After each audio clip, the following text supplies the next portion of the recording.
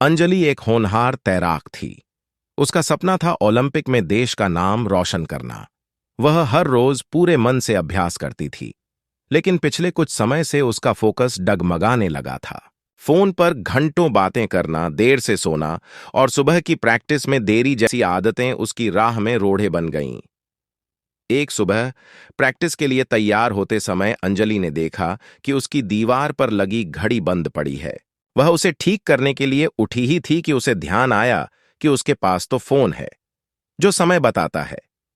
इस बहाने उसने घड़ी को ठीक करना टाल दिया। कुछ दिन ऐसे ही बीत गए।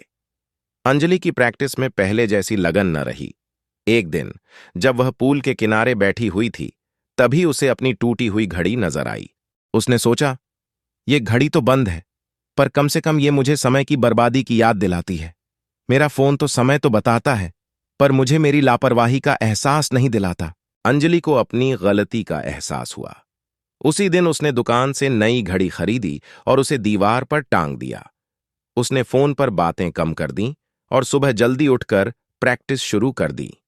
धीरे धीरे उसे वापस अपनी लय मिल गई। कुछ समय बाद जब राष्ट्रीय प्रतियोगिता हुई, तो अंजलि ने शानदार प्रदर्शन किया और स्वर्ण पदक जीता। पोडियम पर खड़े होकर उसने देखा कि उसके गले में लटका हुआ पदक उसी टिक टिक टिक की आवाज जैसा था जिसने उसे समय की कीमत समझाई थी। समय की बर्बादी सफलता का सबसे बड़ा दुश्मन है। अपने लक्ष्य को पाने के लिए हर पल का सदुपयोग करें। छोटी छोटी लापरवाहियां भी बड़े सपनों को अधूरा छोड़ सकती हैं। इसलिए हर वो चीज जो आपको समय की याद दिलाती है, उसे अपने आसपास रखें और टिक टिक टिक की आवाज को अपनी सफलता का मंत्र बनाएं।